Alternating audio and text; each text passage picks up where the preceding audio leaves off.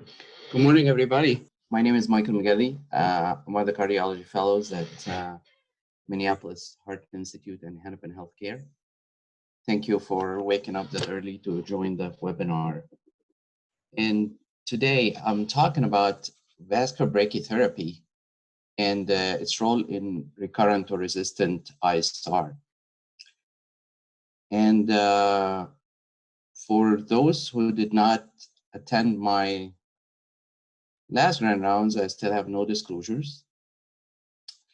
And the objectives today are to talk about what is recurrent or resistant ISR, what is vascular brachytherapy, and what is mechanism of action, outcomes, and current use. And we'll talk about some future directives as well. So ISR, restenosis has always been known as the Achilles heel of PCI. And it's not only important for interventional cardiologists, it's important for every physician who asks for PCI for patient, because this is a major limitation of the treatment we offer, and it helps us all understand what are the options treatment we're offering to that patient and what are the alternatives as well. So restenosis is basically an angiographic diagnosis, and it's lumen diameter reduction after PCI, pretty simple. On the other hand, TLR, target lesion revascularization, is a clinical outcome of it, which is revascularization of that same lesion. And it can be either angiographically driven, when ISR is more than 70%, or ischemia-driven with symptoms or stress test. On the other hand, TVR, or target vessel revascularization, it's revascularization of the same vessel, not in that lesion, and it's relevant in ISR specifically because when we use a lot of tools to treat ISR, this can cause injury proximal to the vessel and cause TVR. So in the ancient ages and pre-stent era, we had balloon angioplasty, and balloon angioplasty led to 32 to 55% of restenosis, which is pretty high. Then we had bare metal stents, and this still led to about 44% restenosis at 2 to 5 years. Then we had drug-eluting stents, and with all its iterations and second generation with all the new stuff, still, as we see in this graph, that study is published 2020 in JACC, shows that target lesion failure related to a stent can be up to 5% at 1 year, and with a landmark analysis afterwards can be 7.7% up to 5 years. So a total of almost 12 or 13% target lesion failure over 5 years, and that's pretty high.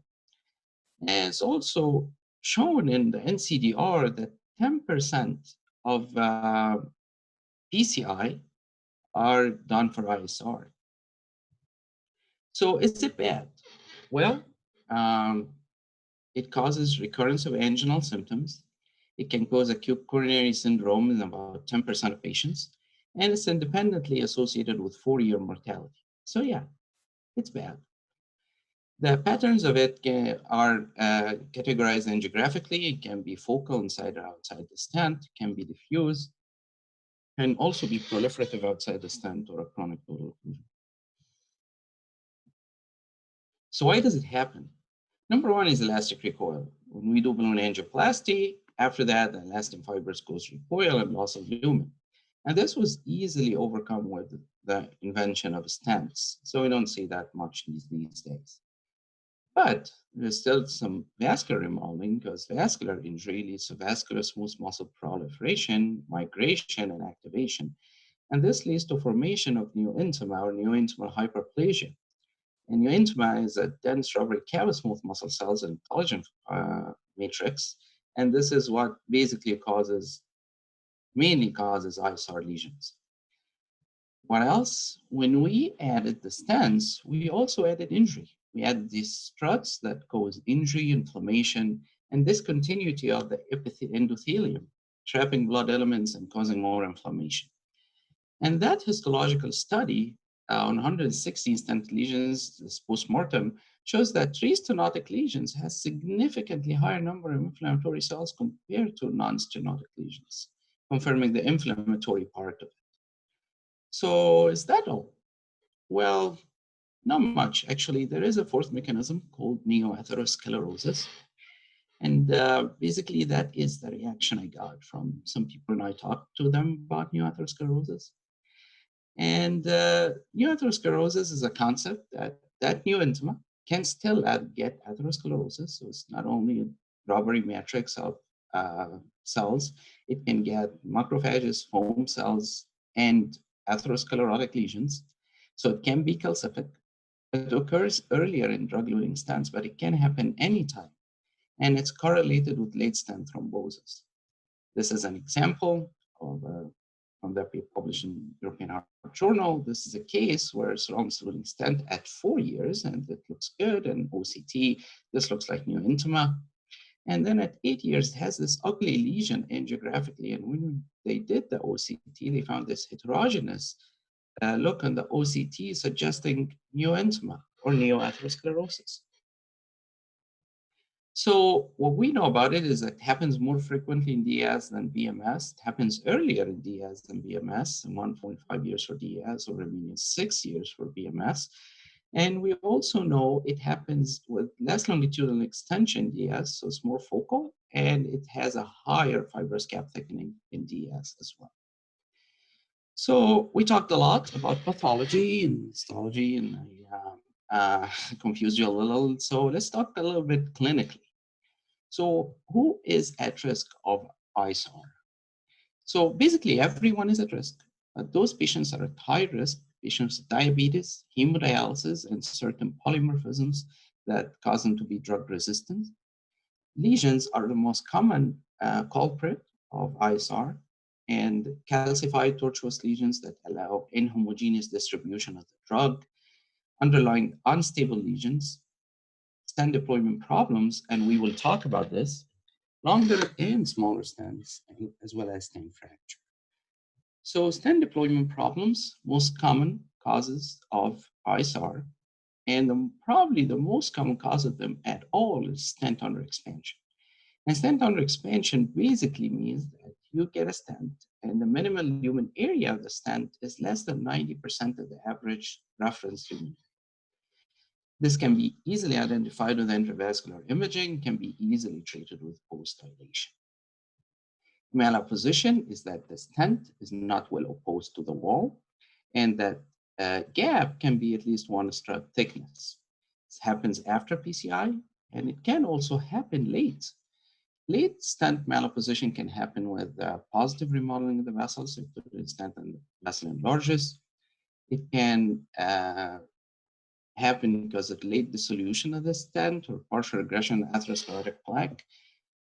A very common example is SCAD. And in SCAD, if we stent SCAD, you have this hematoma, when it resolves, goes late malapposition, can lead to stent thrombosis or ISR. And then we also have chronic stent recoil, which is pretty rare these days. We have edge dissection, and also can be easily identified and treated with a stent. And we have stent fracture that can happen early or late and also contributes to ISR. So in summary, most importantly, residual stenosis or major neointimal dissection are the most common cause of diffuse ISR and later TLR, as shown in this Kaplan-Meier curve. So what do we do about it? Prevention. Prevention is the best treatment. How do we do it? Very good lesion preparation with whatever tools we have, atherectomy, specialty balloons, whatever. Appropriate use of post-dilation after we put in the stent, and using intravascular imaging, of course. What did we also do? We now use drug-eluting stents with major advancements in technology. We have now thinner struts, cobalt chromium. We have thinner or biodegradable polymers, and we have newer drugs like Biounce and Zorolimus. But however, with all this, still the target lesion failures we showed earlier was 12% over 5 years, so it's still high. So what about treatment of ISR? We're still talking about ISR, not resistant ISR. So first of all, if FFR is validated with a 0.80 is still validated to guide treatment of ISR lesions. Guidelines. In the US, the guidelines are a little outdated. You can use balloon angioplasty, bare metal stents, or drug-eluting stents. In Europe, you can use drug-eluting stents or drug-coated balloons. Drug-coated balloons are not available in the US. However, we have to know that these guidelines mainly apply to the treatment of the first episode of ISR. And we have to also know that treatment of DS ISR is a different animal. It's not as clear as BMS ISR, as you already have one drug that failed. So in these studies, this is the first episode of DS ISR, ISR Desire 2, 450 patients treated with PES or SES. And the reason I'm showing this is that I want you to see the rate of clinical restenosis at 1 year was almost 15 and 16%. This is pretty high. That study is one 2017 treating DS ISR with the same or different DS, and still the rates of TLR are pretty high, 15 and 18%. This is the largest network meta-analysis to date, and from which the European guidelines got their recommendations, comparing all modalities in ISR. And they found that the first line should always be restenting with drug-eluting stent, everolimus-eluting stent, and that's what we do here. We do in the US, or the drug-coated balloons, but we don't do that because it's not available. And they also found that all these modalities, including brachytherapy, are inferior. However, so now remember that study did not include resistant ISR. This was not a concept that was very common. So what is resistant or recurrent ISR? Basically, resistant recurrent ISR, this definition is used in the study. It's not official, but it's been used in the studies, is that you have more than one episode of ISR. And the last layer is stenting, it's drug-eluting stent. So you have to have basically ISR, restenting with drug-eluting stent, and that fails and the patient comes with ISR again, as simple as that. So this is a proposed classification by Ron Waxman. In this table, we see that type 5 that he suggests is more than 2 layers of stents, which is probably the most aggressive form of ISR. And it proposes some treatments, so we'll talk about that later. So that study in 2016 is the first to probably describe the persistent ISR prevalence in clinical practice. They took 20,000 patients who had PCI with DES. They followed them up and they found that about 10.8% of them had ISR, consistent with our prior numbers. But they are the first to show that 1.4% had resistant ISR. So 4% is a huge number. So the same study, regardless of their treatment strategy, either balloon angioplasty or stents, they found that at 1 year, the rate of TLF, or target lesion failure, was 23 to 26%. Again, when you pay attention, these numbers will say a lot of them. This is pretty high. And at 2 years, at 46, 55%.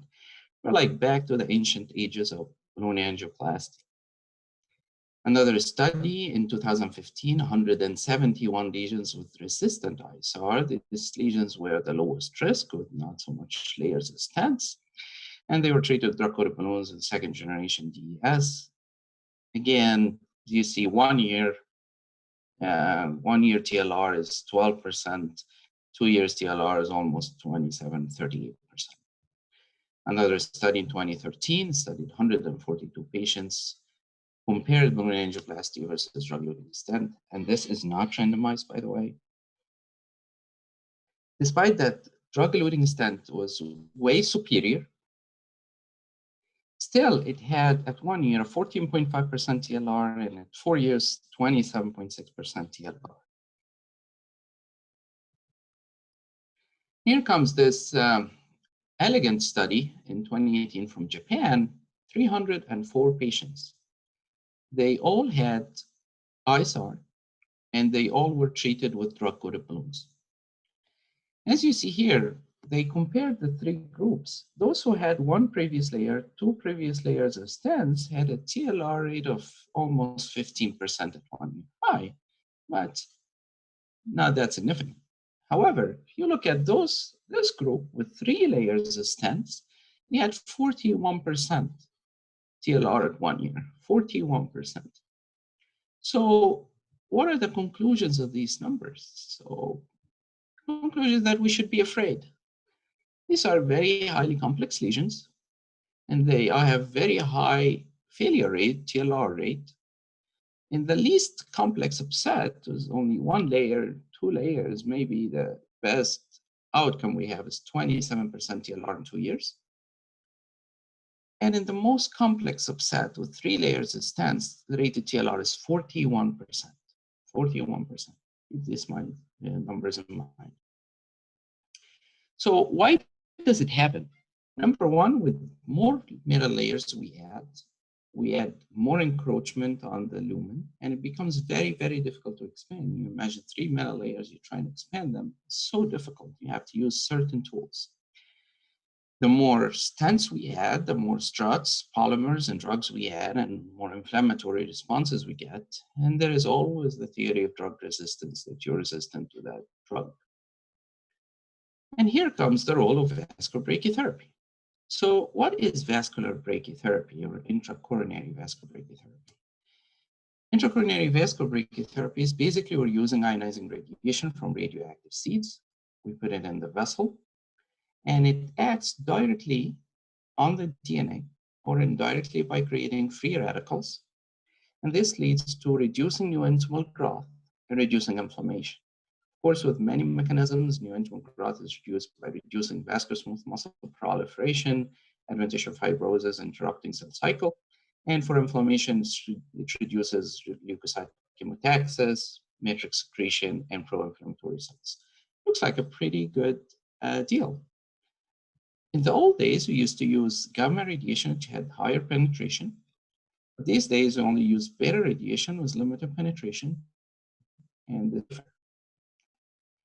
so human studies, safety was documented year 2000, and then again, year 2000, 2001, randomized controlled trials compared brachytherapy to placebo in bare metal stent ISR. And as you see, brachytherapy is fairly superior, and it was approved for the treatment of BMS ISR. And then comes the new kid on the block, drug-eluting stents comes over, and then randomized trials in 2006, and they proved that drug-eluting stents were superior to brachytherapy in bare metal ISR. And this basically led to the death of the Phoenix. So it was approved in 2000, 2006, drug-eluting stents came and knocked them over.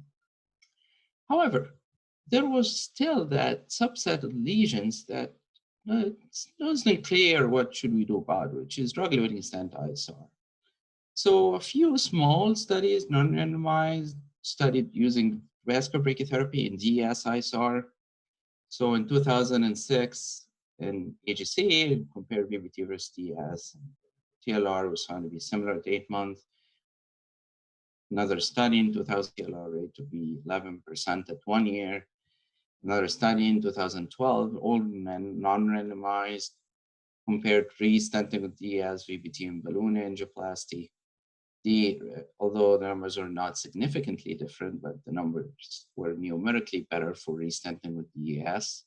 But all these studies were still the first episode of DES ISR. So what about resistant DES ISR?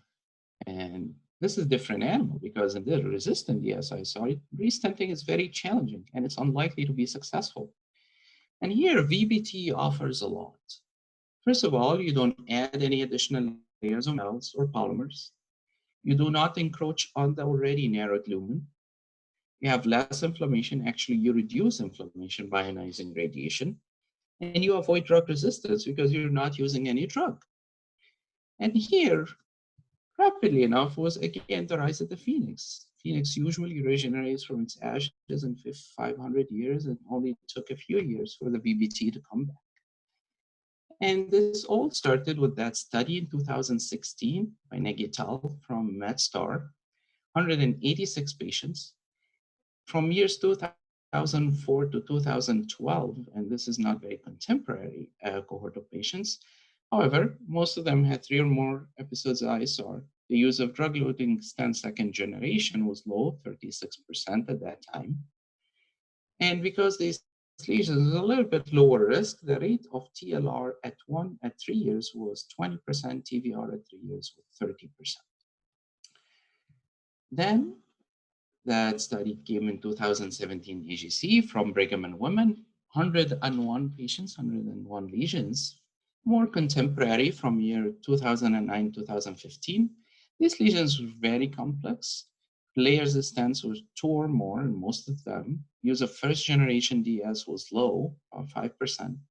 And the rate of TVR was 42% at 3 years, 42%. Another strong finding in that study is that, unlike what is known, that most of DES ISR is focal, they found that 53% of these lesions were diffuse. And they also had a very important finding that diffuse ISR had a significantly higher number of TVR, and it was actually independent predictor of TVR with a hazard ratio of almost 3. That study came out in 2020 in CCI from Northwell, New York. However, those 290 patients were low risk. 61% of them had only one previous episode of ISR or treated therapy, and the rate of restenosis at 2 years was 14.7%. Then comes that Urge study in 2018 in circ interventions, and this is a very important study, came from Mount Sinai.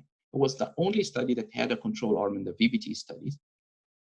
So they included patients with resistant ISR, at least 2 layers of stents from year 2011 to 2015, and more contemporary cohort.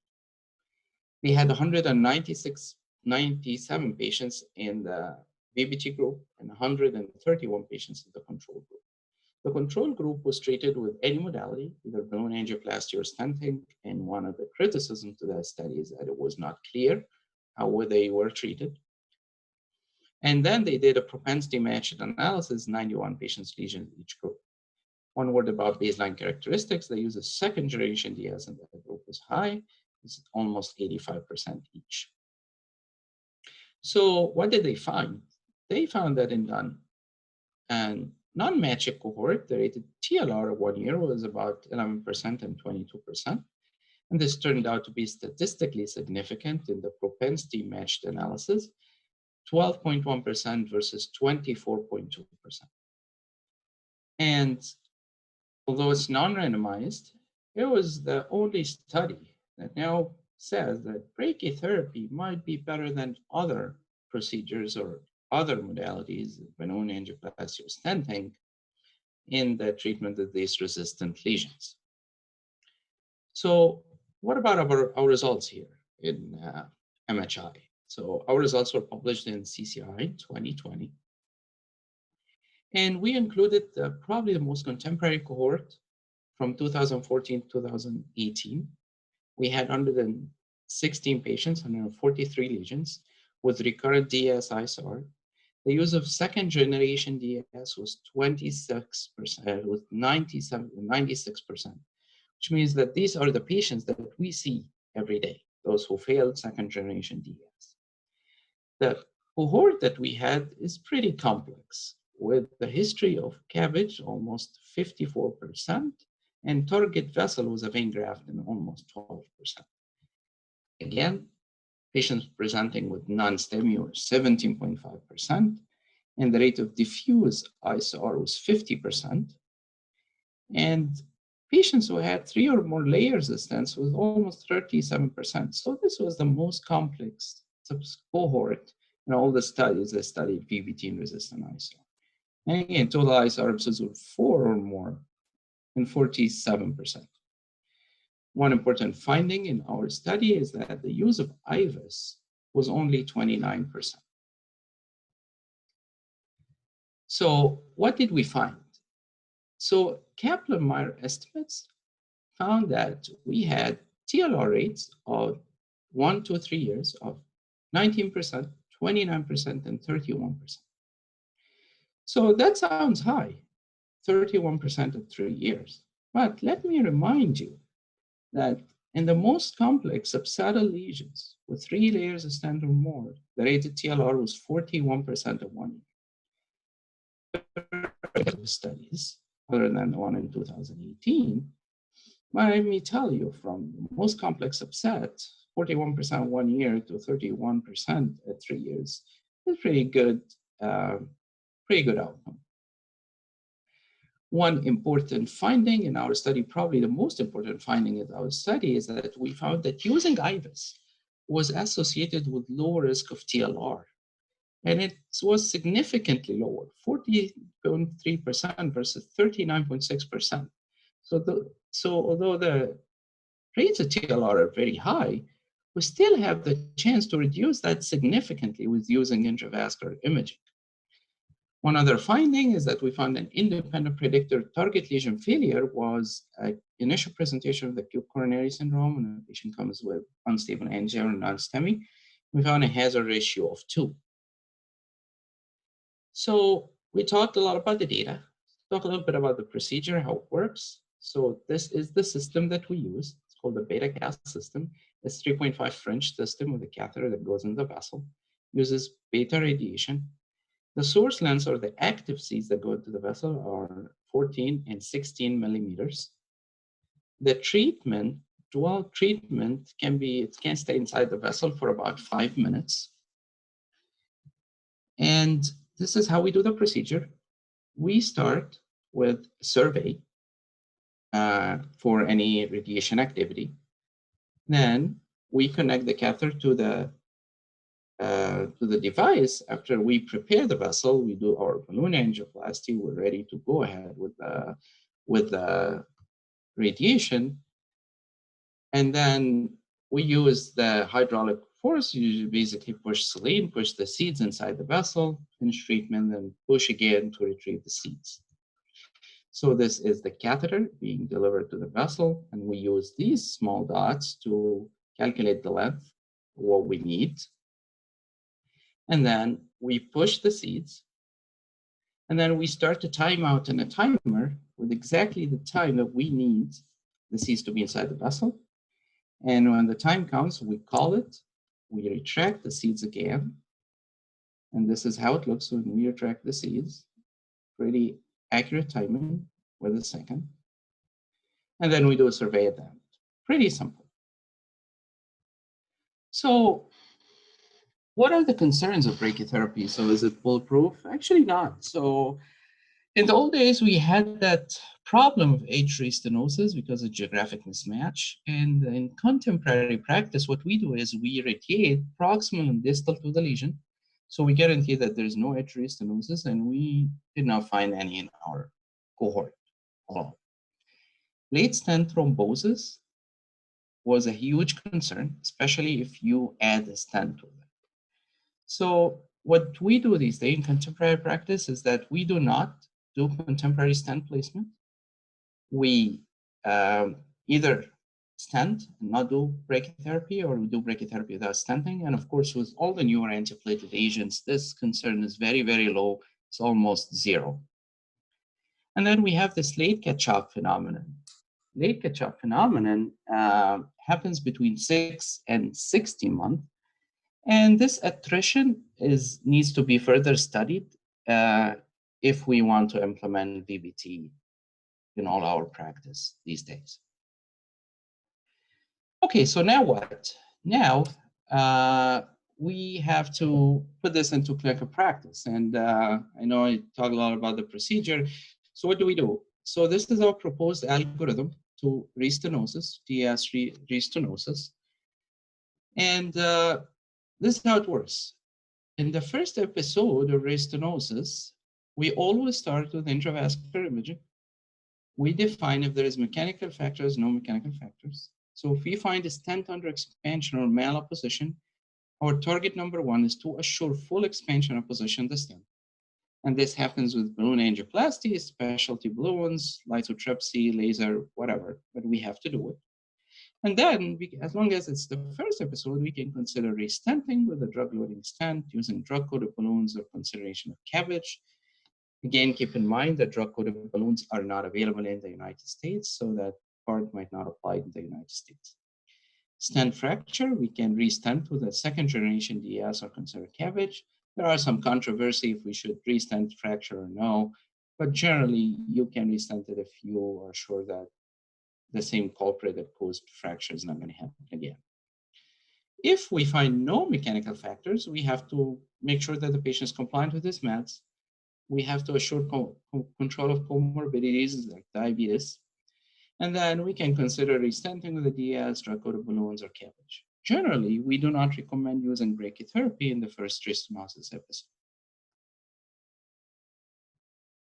So what about recurrent restenosis? Again, we start with intravascular imaging, and we look for mechanical factors. Under expansion or malposition, same thing. We have to ensure that it is expanded very well. And as long as it is the second restenosis episode, we can consider drug-loading stent or drug-coated balloons. Generally, this is not recommended in the third or fourth or fifth episode. These episodes, we prefer to go ahead with brachytherapy. If you don't have brachytherapy in your hospital, you can refer for brachytherapy, and you can always consider CABG if suitable. Again, stent fracture, you do the same. Restent or drug-loading stent if it's second episode, consider brachytherapy or CABG. And if you do not find mechanical factors, sure compliance, drug-coated balloon is probably the most preferred tool at this time if it's the second episode. And if not, you should consider brachytherapy with or without stenting. And of course, they do not happen the same procedure. They have to be spaced. So a little bit of some take-home messages. So number one, prevention of ISR is the best treatment. Do whatever is best to guarantee that the lesion is prepared. Use appropriate use of post-dilation using intravascular imaging. Number two, whenever ISR happens, intravascular imaging is the most important step. Remember, using IVUS was associated with lower risk of TLR in our cohort and was significantly lower, 14% versus 39%. Number three, brachytherapy is a very promising tool in resistant ISR. It can improve our outcomes. It can be better than other modalities. And even in the most complex subset of lesions here in our cohort, the rated TLR was 30% at 3 years. And of course, further head-to-head studies need to be done to guarantee this. Thank you so much. And from here, I'll take any question. All righty, thank you very much, Dr. Megley. And it looks like we already have a couple questions in our Q&A pod here. So if you're ready, we can go ahead with those. And attendees, just remember, feel free to enter any questions into the Q&A pod, which is located at the bottom of your screen. All right, so Dr. Megley, have you ever looked at long-term outcomes of MHI patients treated with brachytherapy in the early 2000s? Well, we did not have, and we did not have access to those. Our project was mainly resistant ISR with failed DES, so we did not look at those. Alrighty, thank you. Are there any pharmacologic therapies to reduce ISR? Well, to date, there is none. The one medication that was studied was cilostazol. And even in our cohort, we have some patients that were on cilostazol, and we did analyze that to find if it would work. But we could not find any promising result here in our cohort, small cohort. And generally,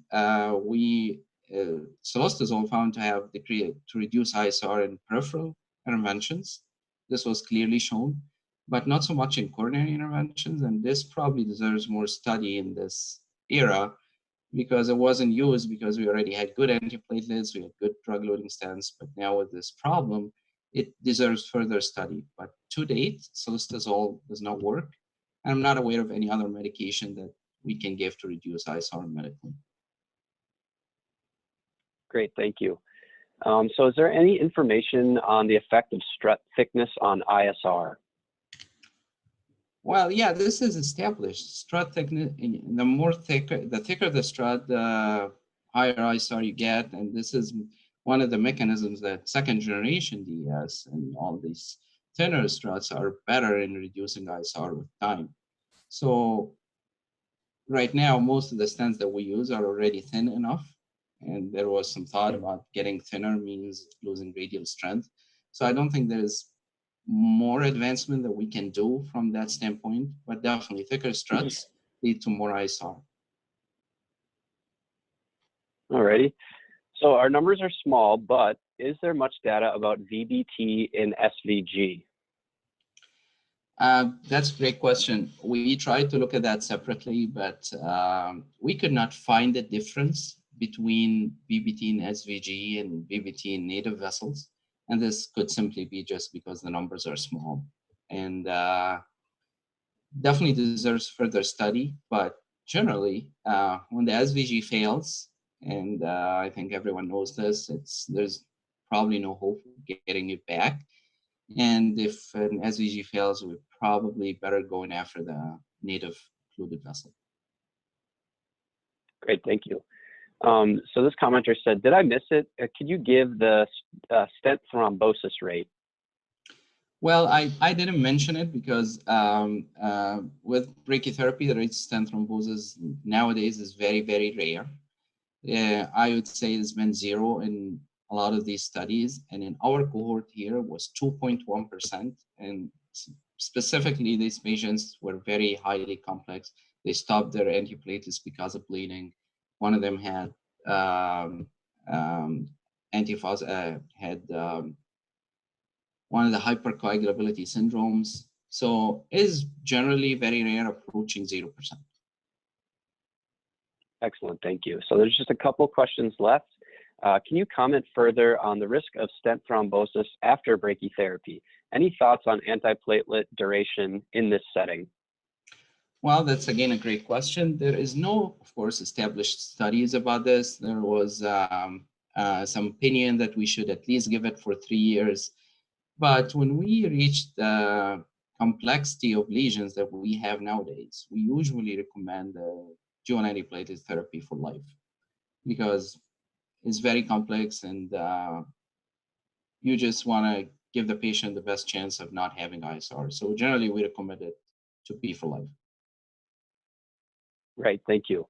So this is the last question we have in our Q&A pod, and it is, have you looked at the initial DES deployment pressure and how they correlate to restenosis? High pressure deployment should be used routinely. What does our data suggest? Well, great question. We did not look at that. We did not look at the pressure. However, the goal of high pressure implantation is to assure full expansion and to assure the absence of malapposition, basically. And what we looked at is the IVUS, and it is a very good surrogate for this because actually it's a superior tool because you look directly and you see the stent and you measure the stent dimensions and everything. So I think looking at IVUS, it makes it pretty clear that we should use high pressure and we should assure full expansion. And numbers don't lie, 14% versus 39%. I don't think anyone can argue with that. Excellent. Well, thank you very much. And thank you everyone for joining us. Thanks to Dr. Meghali for presenting. Please tune in next week. We have Dr. Fenstead presenting on pulmonary hypertension guidelines and research updates. And with that, again, thank you, Dr. Meghali, and everyone have a great Monday and a great week. Thank you so much. Thank you, everyone.